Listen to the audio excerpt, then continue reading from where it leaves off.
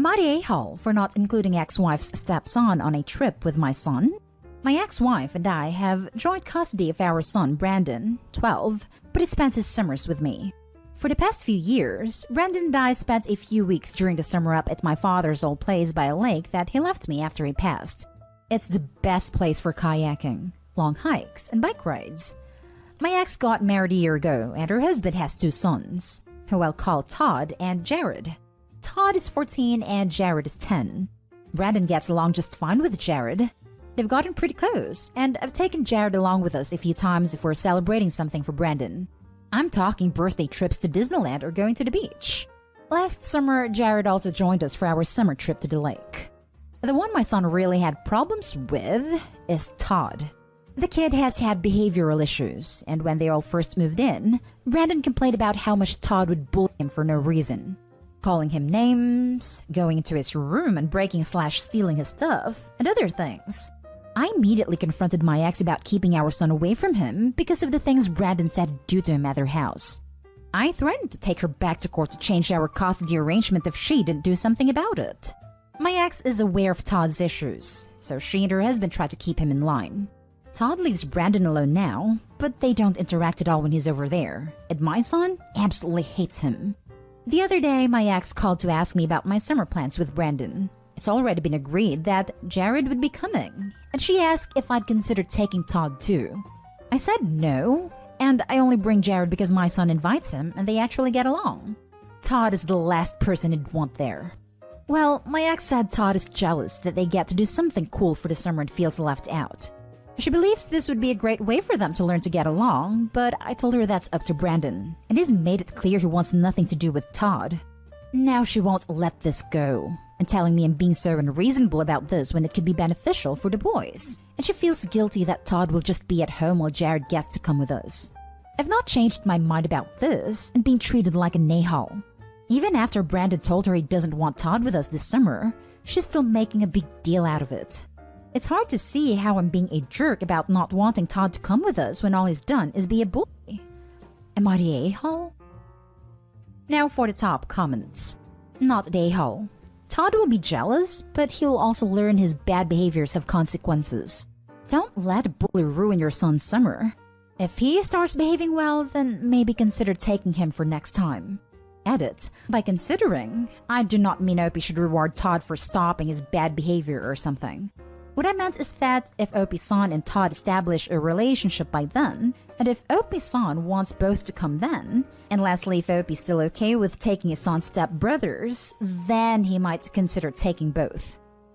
Also, the vibe I'm getting from the ex is that she wants a few kid-free weeks and sees Opie as a way to get a vacation from her kids for free. Otherwise, why hasn't all the time the kids spent together at the ex's house been a good opportunity to bond? Sounds like it's been the opposite. Not the a-hole. I was also gonna say, the most Opie could do here is give her a week with Brandon during the summer so she can take the 3 boys on a bonding trip. Why the hell should bonding be Opie's responsibility? Not the a-hole. Not the a-hole. If Todd is feeling left out because your son and Jared are doing something cool this summer, your ex and her husband should use that time to take Todd to do something cool. It isn't your responsibility to make Todd feel included. Your responsibility is to your son. Your son doesn't like Todd, and it's unfair to potentially ruin your annual trip because Todd is jealous. The ex probably wants to get rid of Todd for a week or 2 as well, and is looking for Opie to take the hit. Not the a-hole. If she wants the boys to have bonding experiences, she can facilitate that when they are at her house. Brandon avoids Todd when he's at his mom's, so that's why they don't try. Besides, she knows I will try to change the custody agreement if he does anything to my son again, so she mostly tries to keep them separate. The next story is titled, Am I the a-hole for calling my husband a jerk? I, female 33 and husband male 37, had a baby 5 months ago. He really wanted kids. I was on the fence. However, I am the one who does 99% of the baby stuff. Asking him to do something is like pulling teeth sometimes. He keeps making jokes like he doesn't need to do stuff. He has a wife for that. Or he can't do something. He's holding the baby. But when I have her, I'm expected to do everything. So earlier I was talking about sleep training, how if dad does the check-ins, then baby doesn't expect food. So he make a joke about how he'll just give me one of his t-shirts so he doesn't have to do anything.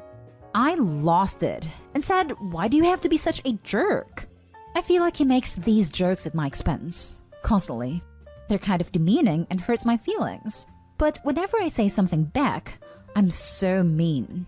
Anyway, he took his things and is now sleeping on the couch. I went and said sorry for losing my cool and tried to explain how constantly making chauvinist jokes since he got home had resulted in eventually the last straw.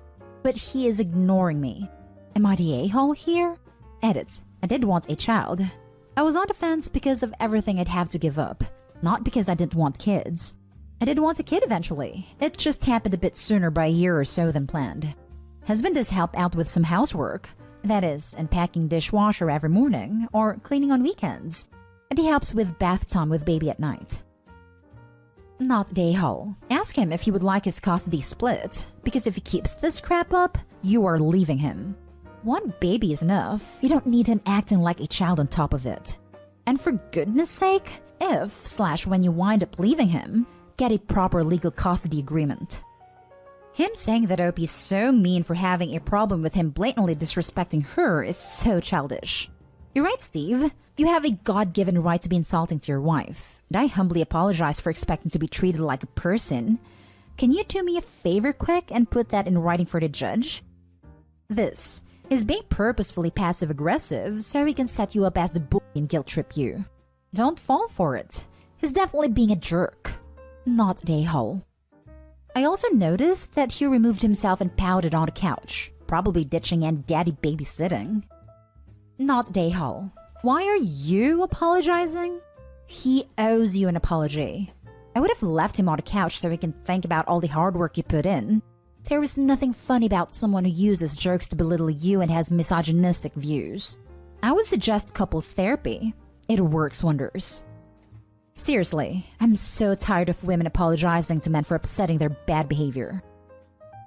Update. I had a convo with him. He said I'm not pulling my weight because I didn't job hunt this week. I was cleaning the house instead, and once I get a job, we will divide tasks more equally.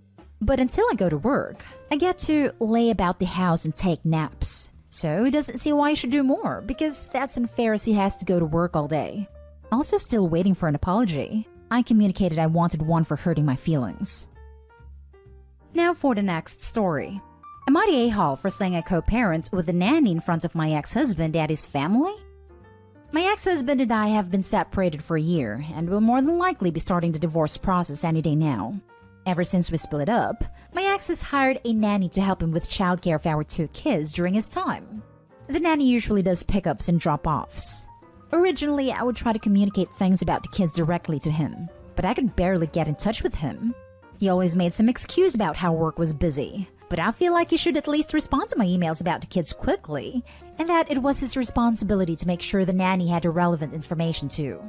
Eventually, I got fed up with having to hound him every single time he needed information about the kids. And since the nanny does almost all of the childcare when they're with their dad, I decided to just communicate with her directly. I do still update my ex too, but now I only send him one email, and it's up to him to make the effort to read/respond to it. This has worked really well for the kids. They seem to be doing a lot better during their time with their dad now, since the nanny makes the necessary adjustments for them. It was my ex-mother-in-law's birthday, and she asked me to bring the kids because my ex wasn't sure if he would be able to go. I still have a good relationship with my ex-in-laws, and I didn't want my kids to miss out on time with their family, so I agreed. My ex ended up showing up towards the end of the day. I haven't had to see my ex face-to-face in a very long time, and he has always known how to push my buttons. I was trying to be civil for him for the kids' sake, but he kept baiting me when no one else was in earshot. My mother-in-law made a comment about how she was so proud of us for being able to co-parent so well after everything. My ex had whispered a sly comment to me not 2 minutes before my mother-in-law made her comment, so I was already quite fuming. So I responded with, yes, I really enjoy co-parenting with a nanny. She's fantastic. My ex and his family weren't amused, and I received a lot of backlash from all of them. My ex accused me of calling him a deadbeat, and said he didn't want me talking to his nanny anymore because I should be communicating directly with him. Am I the a-hole? Now for the top comments. I'm sorry, but when he's not making an effort to communicate with you to coordinate around the kids and makes every excuse in the book to make himself unavailable, then you have every right to say what you said. He's offended because he didn't think you'd call him out in front of his family, and probably painted a picture that he's doing a much better job than he is doing. Not the a-hole. She's not the a-hole, but she just made her life a whole lot harder. I'm not sure I could have bit my tongue either, but being not the a-hole isn't enough when kids are involved. Yeah, much like dealing with crazy roommates posts. This is you're right, and you've had to put up with way too much BS, but you're simply in a horrible position where you need to be extremely measured and strategic in how you advocate for yourself regardless of fairness situation. The difference is, the consequences of not having superhuman self-control will rebound to her kids more than her. It's not really suited for this forum, since Opie has to consider a lot more than who's in the right. It's not fair that her ex is such a vindictive, pissy deadbeat. But that's life. Oof, that one hit your target perfectly. Not a-hole. You didn't call him an awful dad. You made a joke about how often you talk to the nanny. You also complimented him on finding a great nanny. I personally think it's a clear everyone sucks here. The ex sucks, point blank. No arguments here. He should be a present father, and he should already be the one handling the communication with Opie, not the nanny. It's ridiculous that he is only now saying he's going to step up. Opie kind of sucks for dragging the ex-in-laws into something that didn't involve them. But I'll mostly give that a pass since she said the ex was purposefully baiting her behind the scenes.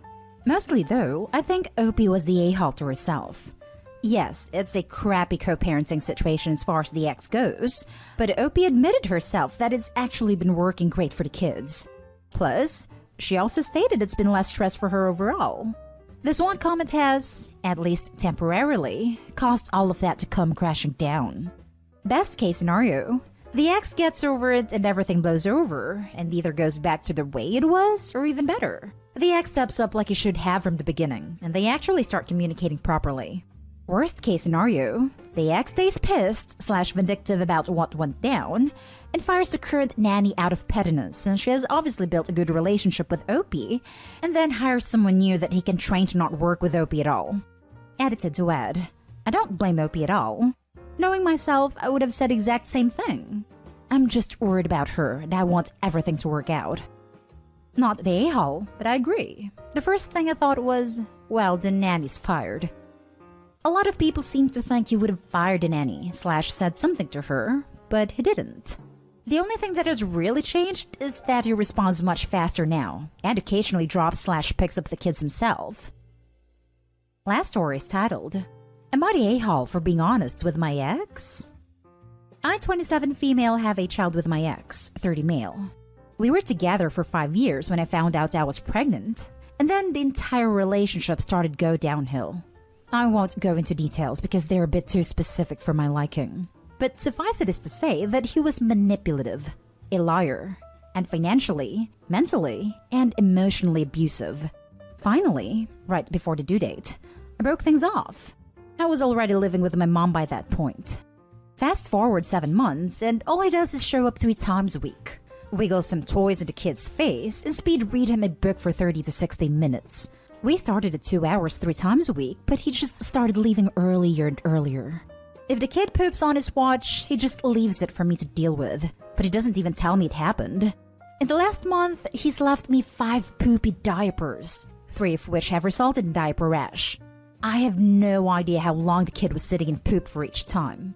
Other missed opportunities to help include, but are not limited to, sitting around while I was trying to feed a kid a post-med snack, and me saying, no, sorry, can't come early because that's his dinner and bath time, and he didn't offer or ask to help/do any of it for me. Last night he sent me a text at 10 p.m. wanting to talk. I asked what about, and he left me hanging for over 10 minutes. He has acknowledged in the past that he knows I hate that. Like, if you ask me to talk, be ready to talk. He knows I get stressed and anxious when he does that. When he finally responded, he kept beating around the bush, and I kept telling him to spit it out. Over an hour later, we finally reached the point of this talk, or at least I got a solid question out of him. He wanted to know if there was anything he could be doing to help with the baby. I asked if he felt he was doing the best he can. And he said yes, but asked if I felt he could be doing more. I kinda lost it on him a little. I pointed out the dirty diapers. The times he's forced me to keep the kid awake for his visits, even when the kid is sick or just working and dropping a nap. The fact that he never bothered to learn how to calm or even hold a kid, resulting in me having to purchase a $50 floor seat so he would have somewhere to sit that wasn't on his father's lap, etc. And here's where I might be the a-hole. I told him that I kinda think the kid just tolerates his presence. I've spoken to my friends and family, who have all the details of our relationship, and they all laughed and said it's all true. And if he's bothered by it, then he should have done better from the start. But obviously my ex thinks I was rude. I kind of agree, but I also feel it was justified. So Reddit, am I the a-hole? Not the a-hole. Your ex is a lazy excuse for a parent and needs to step up. Edit, just read your other comments. Your ex is not just lazy, he's downright toxic. Stop worrying that you're in the wrong. You have a kid with a mistreating deadbeat. I did say in the post that he was abusive. Lol. Not the a-hole. He asked for your opinion and he got it. Due to his manipulative past, I also wouldn't be surprised if he got offended and or thought you were rude no matter what you said. I won't dispute that. But his style is more telling lies and omitting details to get what he wants. Then when it blows up in his face, as our relationship did, he acts like he has no idea what you're talking about, and you're an a-hole for rescinding whatever thing you promised based on his lies. Not the a-hole. With the way you write, the ex seems to be, probably to the kid who is too young, just a random visitor. I'm assuming there is no custody agreement? None yet, but there hasn't been a real need for one yet. I'm waiting on a birth certificate, which he isn't listed on because it didn't sign. To get a passport though, just for regular travel when we're able. My sister lives in another country, so if there happens to be an emergency, it's good to have at our disposal. So I'm probably going to attempt to get sole custody, formally, tomorrow night. I've heard they're starting to employ the just because the father isn't listed doesn't mean there isn't one idea, so I want to avoid trouble.